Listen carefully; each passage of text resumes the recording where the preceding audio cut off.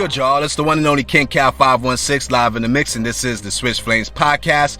And so Patrick Beverly gets traded once again, this time from the Grizzlies to the Minnesota Timberwolves. And my opinion basically on this is that the same reason why I felt like it was a good trade for the Grizzlies, the same reason why I feel like it's a good trade for the Timberwolves. This is a second trade in one off season. But before we dive into why I feel like this is a good trade, let's just talk about real quickly to check out the website that we have, guys, at www.switchflames.com. Hit us up on Twitter at SwitchFlames. Check out our Facebook page at Switch Flames Podcast. And just remember, you can check out the podcast all over the podcast world, from Google Podcasts, Apple Podcasts, Spotify. Just search Switch Flames Podcast and you can find a spot where you can listen to that you feel comfortable with. With that said, once again, Patrick Beverly has just been traded again. We just want to focus on him being the piece moving to the Minnesota Timberwolves. And you know, Patrick Beverly is one of these guys that most players would tell you they hate to play against him, but would love to have a guy like that on their team, a guy that plays hard. Whenever he gets in there, he causes disruption, he puts pressure on that ball from a defensive standpoint. You know what I'm saying? He's really a grit grind guy. And with the Timberwolves trying to make you can tell the Timberwolves this year, their goal is to make the playoffs at least, right? They want to get to the playoffs. They're trying to get a team around Cat to make him happy so that they can keep him long term. And so adding a guy like Patrick Beverly, who has a lot of experience, he can come off the bench behind D'Angelo Russell. You can play him with D'Angelo Russell as well. You know what I'm saying? My guess would be that in the starting backcourt for the Wolves this year would be D'Angelo Russell with Malik Beasley, and then Patrick Beverly can be like that guy coming off the bench, causing havoc. But I also believe that you're going to see times in the lineup where him and D'Angelo Russell are going to play together. You know, I definitely see that. So he's a great emotional guy. He's a great team guy. And I think he's going to fit well. You know, just paraphrasing the tweet, once he got traded again to the Wolves, he kind of tweeted basically he likes the situation. You know, a team of some young guys who are hungry to win. You know, I'm like, once again, I'm just paraphrasing what his tweet was. And, you know, so Patrick Beverly's being the ultimate pro. He's being the ultimate professional.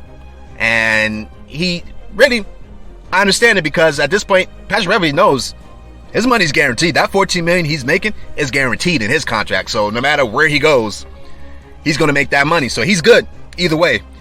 You know what I mean? And basically, ultimately, you know, originally, obviously, he was originally traded from the Clippers to the Grizzlies, and now the Grizzlies have traded him to the Timberwolves.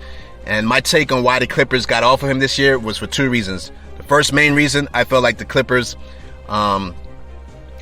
got rid of him was because of Kawhi Leonard's injury situation. I think they wanted to save some money, and I think it was a great indication that the Clippers believe Kawhi Leonard will not be playing this season. And so Steve Ballmer, who is the richest owner in the league, probably was sitting there saying, well, what can we do to cut some costs a little bit, because Kawhi's not here, and I'm not just going to pay this large luxury tax just for the sake of paying it. He's a businessman. There's a reason why. When people make a lot of money, usually there's a reason why they make a lot of money, and it's not always because they just spend a lot. You know, a lot of times you make money by cutting. You understand what I'm saying? And so Kawhi's not going to be there. You don't feel like you have a true shot of winning a championship. In his mind, it's like, why are we spending all this money? Is there a way we can, you know what I'm saying, make a move to help? And by trading Patrick Beverly and Rondo to the Grizzlies, they basically saved $30 million off of that luxury tax. So part of the reason I believe that, and the number one reason I believe, was because of that. The second reason, I do believe Patrick Beverly did lose his stature with management a little bit, based upon that whole play he did in the playoffs with Chris Paul pushing him in the back. Obviously, it's definitely a straight up Bush League move. It was very unclassy. And I think the Clippers want to be a hard-nosed team, but I think they want to do it in a classy manner. And I do think Patrick Beverly doing that push behind Chris Paul probably was another reason why the Clippers were ready to come off of him. You know what I'm saying? Because, you know, it's like having a pit bull. You know, there's two versions of a pit bull you can have. You can have a pit bull who has self-control. You know what I mean? Meaning that they'll attack, but they attack for the right reasons. And then you have a pit bull who may be a little bit unhinged and, you know, will put a lot of people in danger and get you in a lot of trouble. You know, where eventually you might have to put him to sleep. You know what I'm saying? So Patrick Beverly, you know, has to show a lot more self-control. But either way, I totally liked his heart. I like his drive. I like what he does on the court. Everybody makes mistakes, so I'm not really stressing it. But I'm pretty sure the Clippers probably looked at that too, and the reason why they probably trade him.